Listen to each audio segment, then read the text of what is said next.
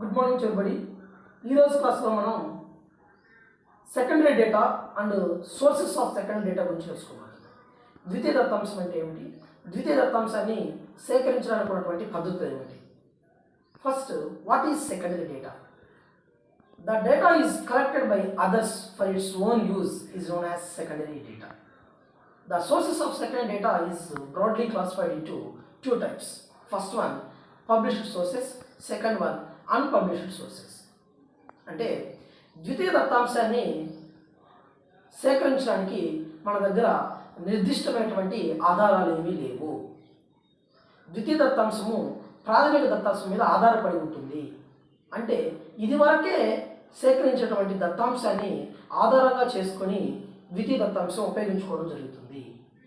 అందుకని ద్వితీయ దత్తాంశం యొక్క ఆధారాలను లేదా మూలాలను రెండు రకాలుగా విభజించవచ్చు.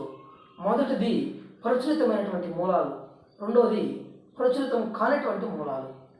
అందులో ఫస్ట్ పబ్లిష్డ్ సోర్సెస్.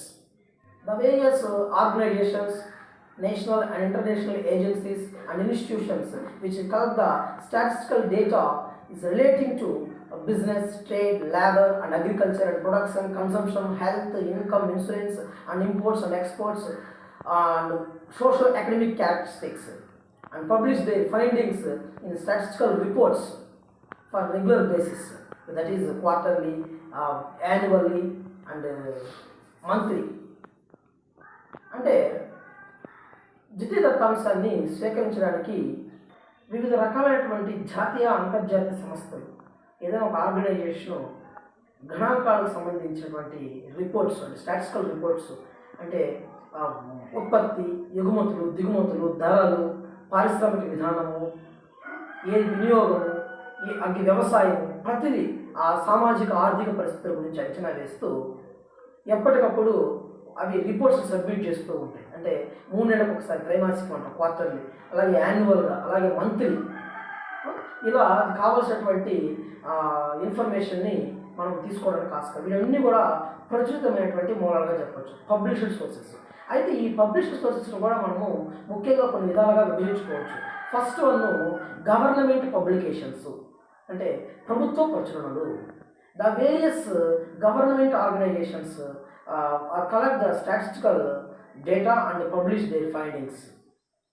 అంటే వివిధ రకాలైనటువంటి జాతీయ సంస్థలు, అదే ప్రభుత్వ ప్రచురణలు అంటాం. ఈ ప్రభుత్వ ప్రచురణలు మనకు కావాల్సినటువంటి డేటాను పొందుపరుస్తూ ఉంటాయి.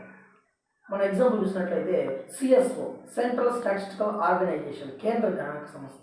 అలాగే directorate of economics and statistics, కేంద్ర ఆర్థిక గణాంక సంస్థ. అలాగే లేబర్ బ్యూరో, శ్రామిక సంస్థ. అలాగే ఇలా కొన్ని జాతీయ సంస్థలు అంటే వాటిని కొన్ని కావాల్సినటువంటి డేటాని మనకు రెగ్యులర్గా పబ్లిష్ చేస్తూ ఉంటాయి. అక్కడి నుంచి కూడా మనము ద్వితీయ దత్తాంశాన్ని తీసుకోవడం జరుగుతుంది. సో అది government publications. Second one semi-official publications. The various local bodies such as municipal corporations, district boards and banking organizations are published and providing the information about vital events and socio-economic characteristics.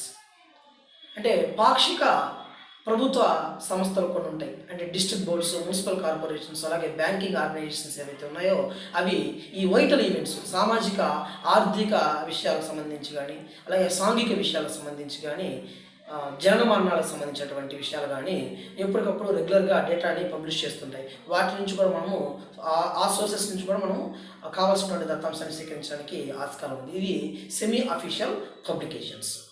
Third one international publications. The various foreign governments and international agencies like UNO, World Bank and International Monetary Fund IMF are published and collect the data on the various aspects. వివిధ రకాలైనటువంటి అంతర్జాతీయ సంస్థలు తీసుకుంటే అంటే ప్రపంచ bank, అలాగే United nations of organisation, ఐక్యరాజ్య సమితి కావచ్చు, లేకపోతే ILO, ఇంటర్నేషనల్ లేబర్ ఆర్గనైజేషన్, అంతర్జాతీయ కార్మిక సంస్థ, IMF, ఇంటర్నేషనల్ మానిటరీ ఫండ్ అంటే అంతర్జాతీయ ద్రవ్యనిధి సంస్థ. ఇలాంటివి ఏవైనా కానీ వాళ్ళకు వివిధ రకాలైన అంశాల గురించి వాళ్ళు పరిశీలన చేసి ఉన్నటువంటి ఆ డేటాని మనం యూజ్ చేసుకోవచ్చు. అది కూడా one of the sources of secondary data, international publications. And fourth one, private publications. Private publications is also one of the sources of secondary data. For example, annual reports of banks, information published from the news papers, books, magazines etcetera. Next reports prepared by the research scholars of the university. అంటే కొంతమంది private వ్యక్తులు అయినా సరే సేకరించినటువంటి దత్తాంశం. అలాగే బ్యాంకులు ఇచ్చేటువంటి వార్షిక నివేదికలు, యూనివర్సిటీలో రీసెర్చ్ చేసేటువంటి విద్యార్థులు చదివినటువంటి రిపోర్ట్స్, ఇవన్నీ కూడా మనము ప్రైవేట్ పబ్లికేషన్స్గా చెప్పుకోవచ్చు. ఇవి కూడా ద్వితీయ దత్తాంశాన్ని సేకరించడంలో ఉపయోగపడతాయి.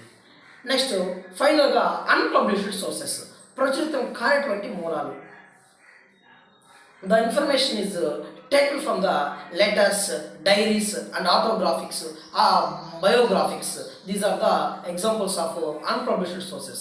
అంటే ప్రచురితం కాకుండా ఉన్నటువంటి మూలాలు అంటే వాళ్ళ యొక్క డైరీస్లో కానీ, అలాగే లెటర్స్ రూపంలో కానీ, జర్నల్స్ రూపంలో కానీ, అలాగే జీవిత చరిత్రలు, ఆటోగ్రాఫిక్స్, అలాగే బయో ఆటోగ్రాఫిక్స్, వీటన్నిటి ద్వారా సేకరించేటువంటి దత్తాంశాన్ని మనము ద్వితీయ దత్తాంశం కూడా ఉపయోగించుకోవచ్చు.